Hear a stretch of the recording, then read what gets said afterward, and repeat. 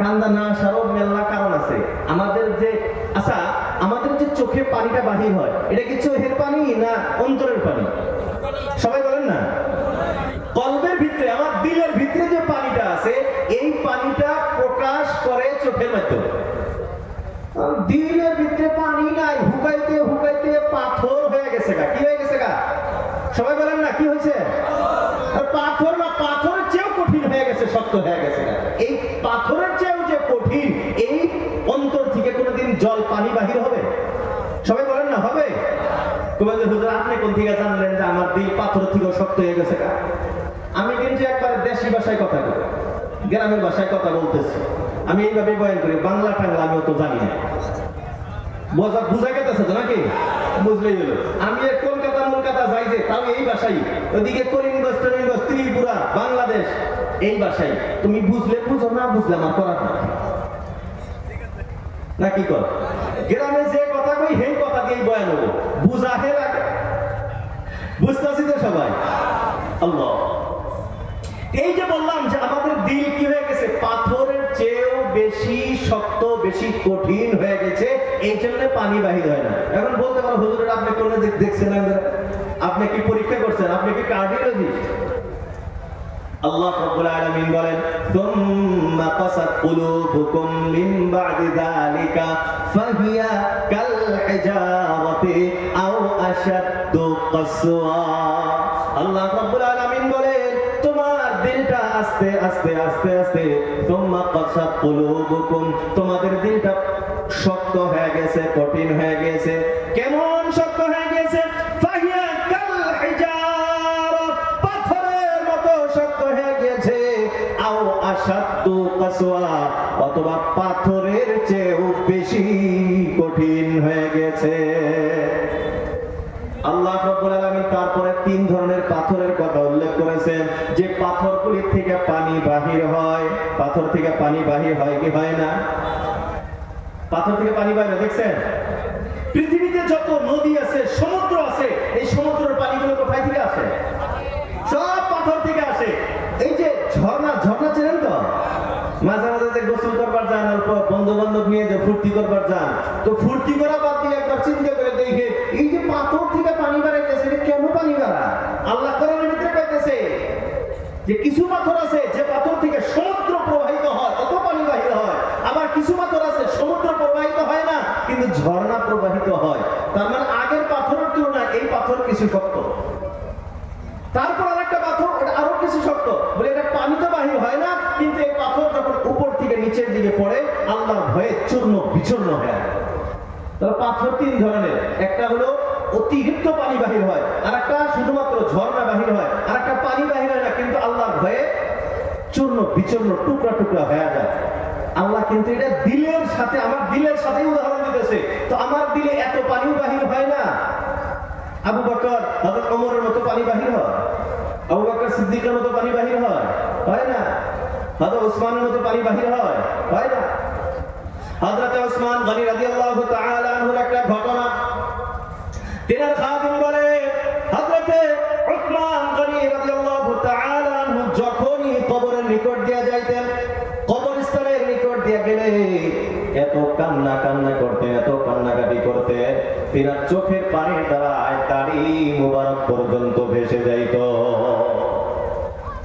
বন্ধু বান্ধবরা জিজ্ঞাসা করলেন, তুযকারুন নার ওয়াল জান্নাত, ও ওসমান, তোমার সম্মুখে জান্নাতের কথা আলোচনা করা হয়, জাহান্নামের কথা আলোচনা করা হয়, তুমি তো তখন কান্দো না, কবর দেখে তুমি কেন এত কান্নাকাটি করো?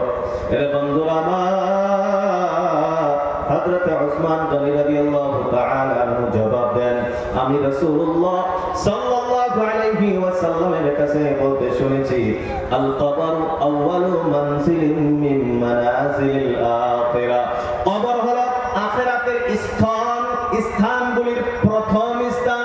ফাইন্না জা মিনহু ফামা বা'দাহু আইসার মিনহু, কবর থেকে যে ব্যক্তি নাজাত প্রাপ্ত হয়ে যাবে, তারপরের যে স্থানগুলি আসবে তার জন্য আরো অতি সহজ হয়ে যাবে। আর যে কবরের ভিতরে নাজাত পাবে না, কবরের ভিতরে যে ফেঁসে যাবে, তারপরের যে স্থানগুলি আসবে, এটা কবরের চেয়েও আরো বেশি কঠিন হয়ে যাবে। এই জন্য বন্ধুরা আমার, হযরত উসমান গনি রাদিয়াল্লাহু তাআলা আনহু কবরের নিকট দিয়ে গেলে অতিরিক্ত কান্নাকাটি করতে। কিন্তু বন্ধুরা আমার, যুবক ভাইয়েরা, আমরা যখন কবরের নিকট দিয়ে যাই, কোনদিন কি আমাদের চোখে কান্না আসে? ভাই আসে, কান্না আসে? আরে কবরের নিকট দিয়ে যাওয়া তো দূরের কথা, মানুষকে দফন করার জন্য যখন কবরস্থানে যায়, আমার আপনার অবস্থা হইল ওই কবরস্থানে গিয়াও দফন করার সময়, ওই সময়ও বান্দা রাজনীতির আলোচনা করে। আসলে ওই সময় কমাস কম এই সময়টা তো মরণের কথা একবার ভাবা লাগছিল। আমার আব্বা, আমার ভাই, আমার চাচা, আমার বন্ধু, আমার অমুক, আমার চাচা, আমার আমি দফন করতেছি, কখন মনে হয় আমার ডাকটা আসে আর আমিও এখানে চলে যাই। কমাস কম এইটুকু সময় তো ধ্যান করার দরকার ছিল না? এই সময় কোন দলে ভোটটা দেওয়া যায় রে? অমুক তো টিহা বেশি দেয়, তাহলে ওইদিকে দৌড় করা যায় না, কবরস্থানে যায় না। এইসব ব্যবস্থা আপনাদের এখানে নাই। আল্লাহ তো মুহতারাম দোস্ত আসিস, আলোচনা বহুত এদিক গেছে, সময় কম। বুঝতে পারছি নাকি? আল্লাহ আল্লাহ তো মুহতারাম দোস্ত আসিস, আলোচনা গেছিল রাসূলুল্লাহ সাল্লাল্লাহু আলাইহি ওয়াসাল্লামের ঘটনা থেকে, যে হেদায়েত কেউ কাউকে দিতে পারে না আল্লাহ ছাড়া। আর ওটাই আমি আবু তালিবের ঘটনা বলছিলাম। আর ওইখান থেকে একটা কথা আমি বলতে গিয়ে লম্বা গেছি, সংক্ষিপ্ত আসি। আমরা জীবনে যে দোয়া করি, এখন প্রশ্ন হলো আমাদের জীবনের সবচেয়ে দামি দোয়া কোন দোয়া? আমার জীবনের সবচেয়ে শ্রেষ্ঠ দোয়া, আমার জীবনের সবচেয়ে গুরুত্বপূর্ণ দোয়া, আমার জীবনের সবচেয়ে প্রয়োজনীয় দোয়া কোন দোয়া? কোন দোয়া? নামাজ। নামাজ তো এটা আমি মুসলমান হওয়ার পরে না নামাজ। আলহামদুলিল্লাহ মুখস্থ আছে? আলহামদুলিল্লাহ আছে, মুখস্থ আছে? সবারই আছে? আলহামদুলিল্লাহি রাব্বিল আলামিন আর রহমানির রহিম মালিকি ইয়াউমিদ্দিন ইয়্যাকা না'বুদু ওয়া ইয়্যাকা নাস্তাঈন ইহদিনাস সিরাতাল মুস্তাকিম সিরাতাল লাযীনা আন'আমতা আলাইহিম গায়রিল মাগদুবি আলাইহিম ওয়ালাদ-দাল্লিন। আমিন। শুদ্ধ আছে না? ঠিক আছে না ভুল করছি? এটা এই সূরাটা সবাই মুখস্থ আছে তো? এই সূরা কম দামি সূরা না বেশি দামি সূরা? যেভাবে কইলেন তার মানে সূরাটার দাম নাই, আছে, দাম আছে। এরে বন্ধুরা আমার, কেমন দামি সূরা!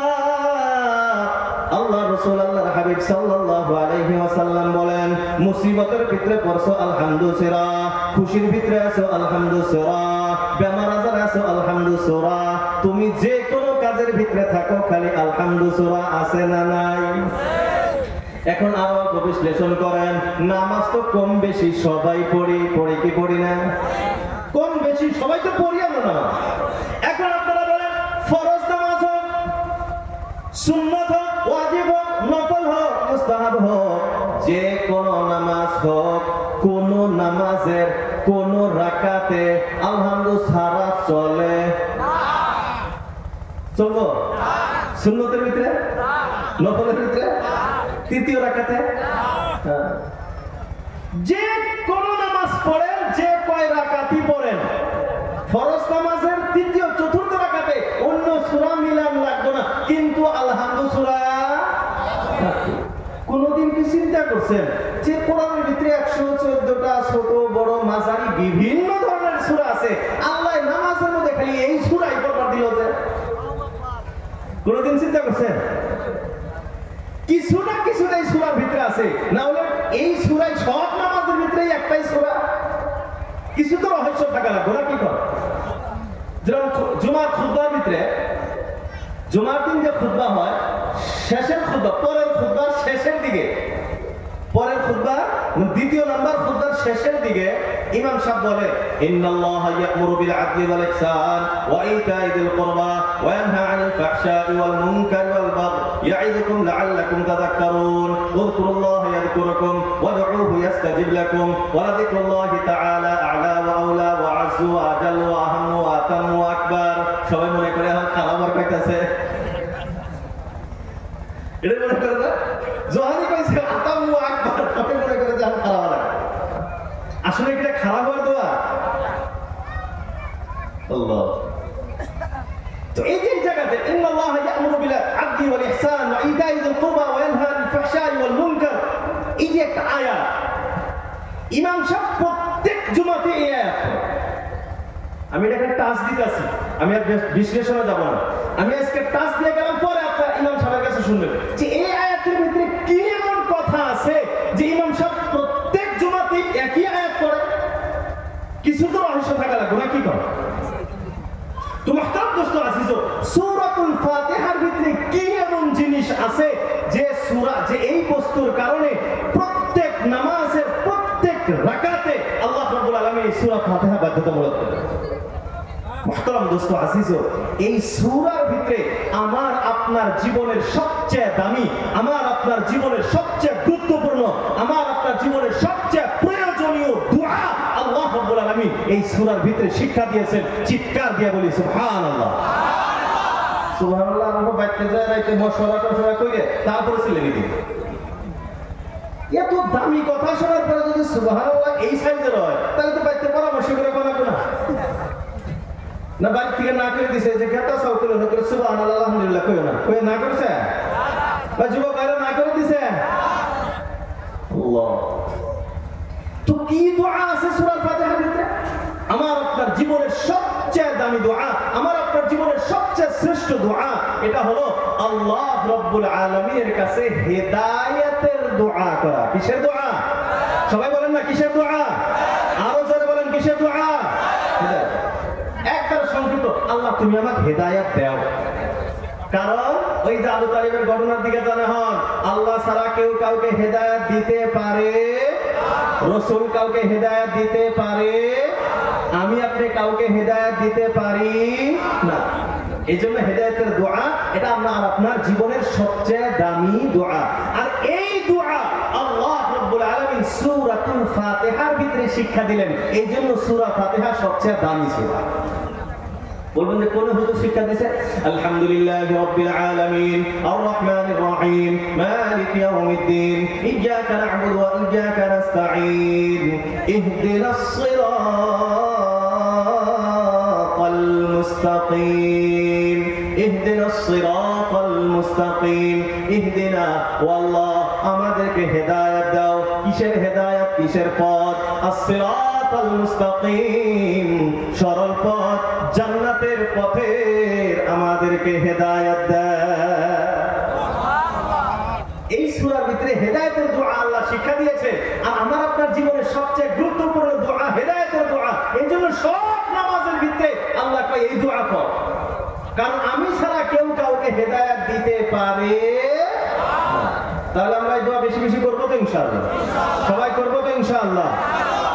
এখন আসি সেই আগের কথা নিয়ে, যে কেউ কাউকে হেদায়েত দিতে পারে না, আল্লাহ ছাড়া কাউকে হেদায়েত দেওয়ার ক্ষমতা কারো নাই। তার মানে হেদায়েত দেওয়ার ক্ষমতা নাই, তার মানে জান্নাতে নেওয়ার ক্ষমতা নাই, জাহান্নাম থেকে বাঁচানোর ক্ষমতা নাই। তো জাহান্নাম থেকে বাঁচানোর ক্ষমতা, কাউকে হেদায়েত দেওয়ার ক্ষমতা যদি আমার আপনার নাই, তো আল্লাহ অভিভাবকদেরকে, গার্জিয়ানকে কেন এই আদেশ দিলেন? ওই আগের আয়াত, ইয়া আইয়ুহাল্লাযীনা আমানু, ও ঈমানদার বান্দা বান্দী সকল, কু আনফুসাকুম, নিজেকে বাঁচাও, ওয়া আহলিকুম, নিজের পরিবারের লোকজনকে বাঁচাও। কোথায় থেকে বাঁচাইবা? নারা, জাহান্নামের আগুন থেকে বাঁচাও। কেউ যদি কাউকে বাঁচাইতেই না পারে, তাহলে আল্লাহ কেন এই অর্ডার দিলেন নিজের পরিবারের লোকজনকে জাহান্নাম থেকে বাঁচাও? রহস্যটা কি? মুহতারাম দোস্ত আজিজ, আমার আপনার যে হিসাবটা হবে, এই হিসাবটা হবে আমার আপনার চেষ্টার উপর। আমি কতটুকু চেষ্টা করেছি, এই চেষ্টার হিসাব আল্লাহর কাছে দিতে হবে। আমার সন্তান জান্নাতি হবে জাহান্নামী হবে, এই ফয়সালা করে নেওয়ালা কে? সবাই বলেন না কে? জান্নাতে দিলেও কে দিবে, জাহান্নামে দিলেও কে দিবে। কিন্তু আমি আপনি আমার নিজের সন্তানকে, নিজের পরিবারের লোকজনকে জাহান্নাম থেকে বাঁচানোর জন্য কতটুকু চেষ্টা করেছি, এই চেষ্টার হিসাব আল্লাহ রাব্বুল আলামিন আমার কাছে।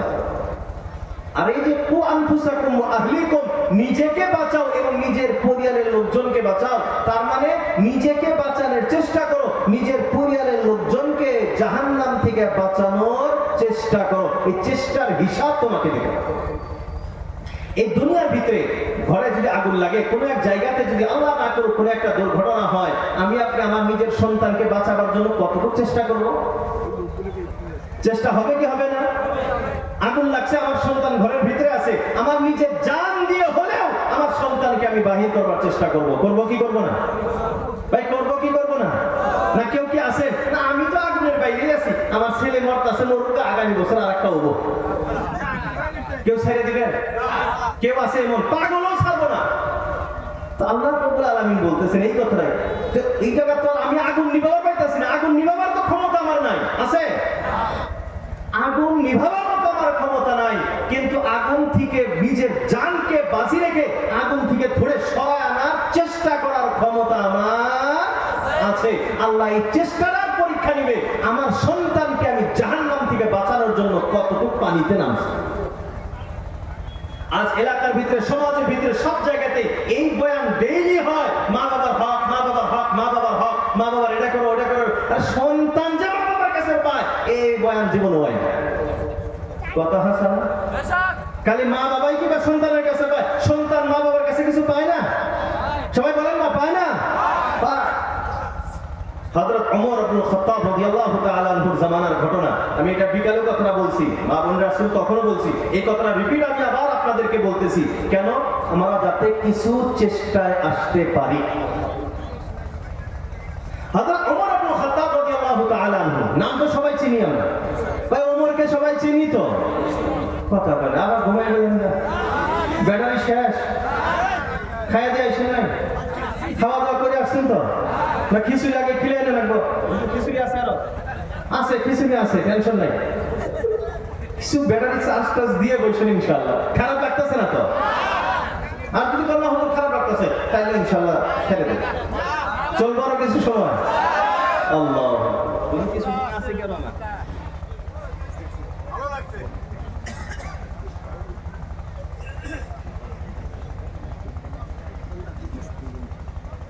তো মুহতারাম দোস্ত আজিজ, হযরত ওমর রাদিয়াল্লাহু তাআলার ঘটনা বলতেছিলাম, বলছি যে আমি এটা বিকালেও কথাটা বলছি, এখন আবার বলতেছি। এটা আবার মনে করেন না যে হুজুর তো বয়ান কেন জানে না, ওই বিকালে যেটা কইছে হেডেই কইতেছে। আসলে ইলম কালাম কিছুই নাই। আল্লাহ যে এই চেয়ারে বসাইছে, এটা আকাবির আসাতিজায়ে কেরাম, শিক্ষকবৃন্দ, মা বাবার দোয়ার বরকত যে আজকে এই চেয়ারে বসে। আপনাদের দোয়ার বরকত। আপনারা এখন দোয়া বন্ধ করে দেন, আমার বয়ান এখানে শেষ হয়ে যাবে। দোয়ার বরকত, আপনাদের দোয়া, মা বাবার দোয়া, শিক্ষকবৃন্দ, আসাতিজায়ে কেরামের দোয়ার বরকত আজকে এই চেয়ারে বসে আছে। আজকে যে আপনাদের খতম বুখারী করাবো, হযরতুল আল্লামা হযরত মুফতি সাবি আখতার সাহেব দামাত বরকাতুহু আলিয়া, কি গৌরবের সাথে বলি, ও আমার বাপ দাদা হ্যাঁ, আমার উস্তাদ, আমার উস্তাদ মাওলানা আব্দুল কাদের সাহেব আমাদের এখানে উপস্থিত আছেন। আবার ওনারও বয়ান হবে।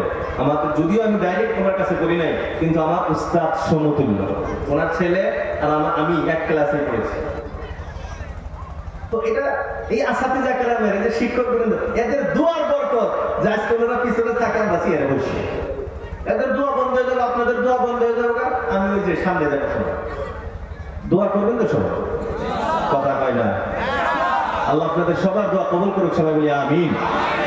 তো মুহতারাম দোস্ত আজিজ, হযরত ওমর ইবনে খাত্তাব রাদিয়াল্লাহু তাআলা আনহু বড় ডেঞ্জারাস একজন সাহাবী, তাই না? কথা বলার আগে তলোয়ার উঠতো। এমন ডেঞ্জার, যে রাস্তা দিয়ে যাইতো শয়তান জীবনে ওই রাস্তা পাও দিত না। রাসূলুল্লাহ কয়, এ ওমর, তুমি যে রাস্তা দিয়ে যাও, শয়তান ওই রাস্তায় কোনদিন যায়? মানে শয়তান এত ভয় পায়। এক পৃথিবীর মানুষ ওমরকে ভয় পায়, সারা পৃথিবী ওমরকে ভয় পায়।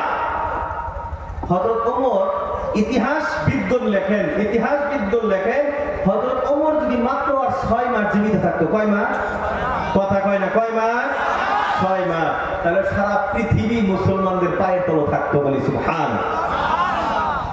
তো হযরত ওমর রাদিয়াল্লাহু তাআলা আনহুর কাছে একজন বাবা, এক পিতা আসছে তার ছেলের নামে বিচার দেওয়ার জন্য।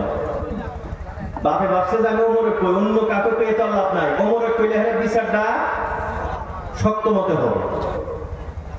ওমরের কাছে আসছে, ওমর বলছে কি হয়েছে, বলে আমার ছেলে আমাকে ভাত খাবার দেয় না, আমার সালাম কালাম দেয় না, আমার সাথে খারাপ ব্যবহার করে, মাঝে মাঝে মায়ের ভিডিও করে, বিভিন্ন ধরনের আমার অবাধ অত্যাচার করে। ওমর কয় তোমার ছেলেকে আনছা, বলে আনি নেই, বলে কালকে ছেলেকে বেরিয়ে নিয়ে ছেলেকে তারপরে নিয়ে আসছে। হযরত ওমর তো দেখেই মাথা বক্ত গরম হয়ে গেছে, এই কি করে তোর বাপ, তুই তোর মা বাবার খেদমত করস না, এটা করস না, ওটা করস না। হুজুর অল্প দেরি, আমিরুল মুমিনিন অল্প সময় ধৈর্য ধরেন, একজনের কথা শুনে ফায়সালা দিবেন, এই জন্য তো আল্লাহ আপনাকে আমিরুল মুমিনিন বানায় নাই, এটা তো ইসলামে নাই। কথা তো ঠিকই, একজনের কথা হলে তো ফায়সালা করা যাবে না। বলে আমারও অভিযোগ আছে, আমার আব্বার অভিযোগ শুনছেন, ঠিক আছে, আমারও কিছু কথা বলার আছে, আমারটাও তো শুনেন, তারপর ফায়সালা করেন। হযরত ওমর বলে ঠিক আছে, তোমারটাও বলো কি হয়েছে। এখন ওই যুবক বলে যে আমিরুল মুমিনিন, আমি যেটা বলবো এটা পরে, আগে আমার আপনার কাছে একটা প্রশ্ন আছে। চিন্তা করছেন, ওই যুবক আমিরুল মুমিনিন হযরত ওমর ইবনে খাত্তাব রাদিয়াল্লাহু আনহু প্রশ্ন করে, আপনার কাছে একটা প্রশ্ন। তো কি প্রশ্ন আছে? বলে ইসলাম ধর্মে শুধু কি মা বাবাই সন্তানের কাছে কিছু হক পায়, না মা বাবার কাছেও সন্তানে কিছু হক পায়? প্রশ্নটা বুঝছেন? হযরত ওমর ইবনে খাত্তাব রাদিয়াল্লাহু তাআলা আনহু বলেন, অবশ্যই সন্তান মা বাবার কাছে কিছু হক পায়। বলে শুনান কি কি? হযরত ওমর ইবনে খাত্তাব রাদিয়াল্লাহু তাআলা আনহু বলেন, আল্লাহ রাসূল আল্লাহর হাবিব সাল্লাল্লাহু আলাইহি ওয়াসাল্লাম বলেছেন, মা বাবার কাছে সন্তান যে হক পায় তার ভিতরে প্রথম নাম্বার হক হলো বাবা সেই সন্তানের জন্য, যে সন্তান তার গর্ভে এখন আসে নাই, সন্তান পরে জন্ম হবে, তার জন্য একজন নেককার স্ত্রীকে বিবাহ করা। সন্তানের প্রথম হক মা বাবার কাছে কি? ভুলে গেলেন? একজন নেককার স্ত্রীকে বিবাহ করা, এটা সন্তান মা বাবার কাছে হক, বাবার কাছে এটা পায়, তার দায়িত্ব, এটা তার হক। এটা বলে কেমনে? قال رسول الله صلى الله عليه وسلم تنكح المرأة بأربع لجمالها ومالها وحسبها ودينها الله رسول বলেন ফাযফার বিযাতি দ্বীন তারিবাত ইয়াদা। আল্লাহ রাসূল আল্লাহর হাবিব বলেন, মহিলাদেরকে সাধারণত চারটা কারণে বিবাহ করা হয়। চারটা বস্তুর দিকে লক্ষ্য করে সাধারণত যুবক মেয়েদেরকে বিবাহ করে। এক নাম্বার লিজামালিহা, সৌন্দর্যের দিকে লক্ষ্য করে বিবাহ করে। সুন্দর আছে আর কিছুই লাগে না, আছে না নাই কথাটা? কথা আছে না? এক নাম্বার লিজামালিহা, সৌন্দর্য দেখে বিয়ে করে। দুই নাম্বার মালিহা, সম্পদ দেখে বিবাহ করে। সুন্দর অল্প কম হলেও মেয়ের যদি সম্পদ থাকে ছেলে বিবাহ করে, করে কি করে না? তিন নাম্বার হাসাবিহা, বংশ দেখে বিবাহ করে। মাল দৌলত সুন্দর যদি অল্প কম হয়, বংশ যদি ভালো হয়, তখন ছেলে তাকে বিবাহ করে, বলে বংশ ভালো, করে কি করে না? চার নাম্বার আল্লাহ রাসূল আল্লাহর হাবিব সাল্লাল্লাহু আলাইহি ওয়াসাল্লাম বলেন, ওয়া দীনিহা, তার দিনদারি দেখে, তার নেককার আছে না নাই, ইবাদত গুজার কিনা, নেককার ইবাদত গুজার দেখে বিবাহ করে। আল্লাহ রাসূল বলেন, ফাযফার বিযাতিদ দ্বীন, দিনদারিকে তুমি অগ্রাধিকার দাও, তারিবাত ইয়াদাকা, তোমার দুনিয়া ও আখিরাত কল্যাণময় হয়ে যাবে। বলে সুবহানাল্লাহ। তো আল্লাহ রাসূল বলতেছেন দিনদারিকে অগ্রাধিকার দাও, চরিত্রকে অগ্রাধিকার দাও। দিনদার মানে তো চরিত্রবান, কিন্তু বাস্তবতা হইল কি, যুবকরা খারাপ পাবেন না, খারাপও পাবেন না, এবং নিচের ভিতরে একটা আশা আকাঙ্ক্ষা। যুবকদের বাস্তবতা হলো এরা বিবাহের আগে তালাশ করে সুন্দর, কথা কয় না? বিবাহের আগে তালাশ করে, আরো জোরে বলেন না? আর বিবাহের পরে তালাশ করে চরিত্র।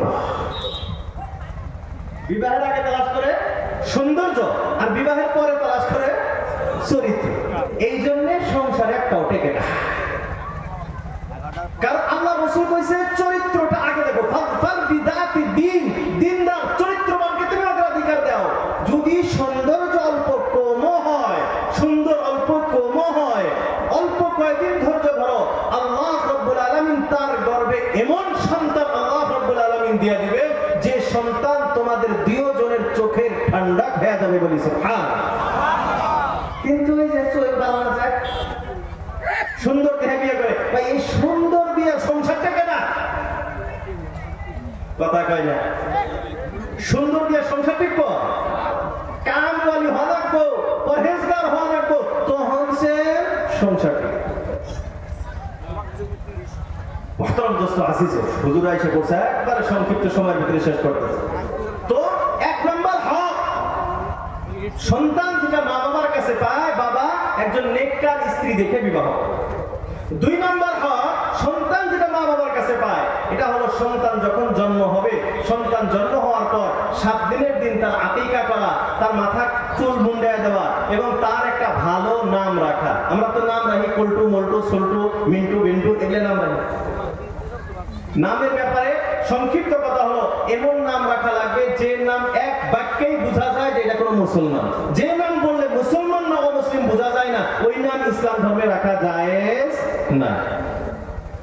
তো সুন্দর নাম রাখা। তারপর যখন সন্তান কিছু বড় হবে, তাকে কোরআনের শিক্ষা দেওয়া, তাকে ভদ্রতা শিক্ষা দেওয়া, এটা হাদিসের কথা, ভদ্রতা শিক্ষা দেওয়া। তারপর যখন সে যুবক হবে, সাবালক হবে, তার বিবাহের ব্যবস্থা। হযরত ওমর ইবনে খাত্তাব রাদিয়াল্লাহু তাআলা আনহু যখন এই হাদিসটা শোনাইছেন, এখন ওই যে যুবক বাপে জাহান্নামে বিচার দিছে, এই যুবক এখন আমিরুল মুমিনিন হযরত ওমর ইবনে খাত্তাব রাদিয়াল্লাহু তাআলা আনহুকে বলতেছেন, ও আমিরুল মুমিনিন, আপনি তো হাদিসটা শুনাইলেন, এখন আপনি আমার আব্বাকে জিজ্ঞাসা করেন, আপনি শুনাইছেন বাবার উপরে প্রথম দায়িত্ব হলো তার সন্তানের হক পালনার্থে প্রথম নাম্বার একজন নেককার স্ত্রীকে বিবাহ করা। আপনি আমার আব্বাকে জিজ্ঞাসা করেন, ও একজন আহলে কিতাব নাসরানী মহিলাকে বিবাহ করেছে। দ্বিতীয় নম্বর হক আপনি বলেছিলেন সন্তান যেটা মা বাবার কাছে পায়, তার সন্তান জন্ম হলে তার একটা সুন্দর নাম রাখা। আমার আব্বা আমার নাম রাখছে রুফাই, যার কোনো অর্থই নেই। তারপরে রাসূলুল্লাহ বলেছেন সন্তান মা বাবার কাছে যে হক পায় সেটা হলো কিছু বড় হওয়ার সাথে সাথে তাকে কোরআনের শিক্ষা দেওয়া, আদব কায়দা, ভদ্রতা শিক্ষা দেওয়া। আপনি আমার আব্বাকে জিজ্ঞাসা করেন, সে আমাকে আলিফ বাতা শিক্ষা দেয় নাই, ভদ্রতাও শিক্ষা দেয় না। এই কথা যখন বলছে, এখন হযরত ওমর বলতেছেন, তুই বাবাকে বলতেছেন, তোমার নিজের পায়ে তুমি নিজে কুড়াল মারছো, এখানে আমার কিছু বলার মতো না। এই জন্য আমরা যে যারা জীবন ভর খালি এই বয়ান শুনি, মা বাবার হক এটা, মা বাবার এটা কর না গো, ওটা কর না গো, তো মা বাবা আগে বাপ মাও হই, মা বাবা আগে মা বাবা হওয়া লাগবো। এই যে হাদিসের ভিতরে আসছে সন্তান যেগুলো আমার কাছে পায়, এইগুলি আগে আমার পুরা করা লাগবো। আমার সন্তান জন্মই হয় নাই, তার আগে আমার কাছে হক পায়, তার মাটা যাতে ভালো হয়, নেককার হয়। আমি তো নিয়ে আইছি খালি একবার বাজাইরে একটা, তো পুরান বাজাইরে হবো না নেককার হবো? কথা কয় না বাবা, না খারাপ পাইলে না বাবা? আল্লাহ আমাদের বোঝার তৌফিক দান করুক, সবাই বলি আমিন। তো এখন এই হাদিসটার দিকে যাই যে সন্তান যখন বড় হবে তখন তাকে ভদ্রতা, কোরআন শিক্ষা দিতে হবে, এটা মা বাবার দায়িত্ব।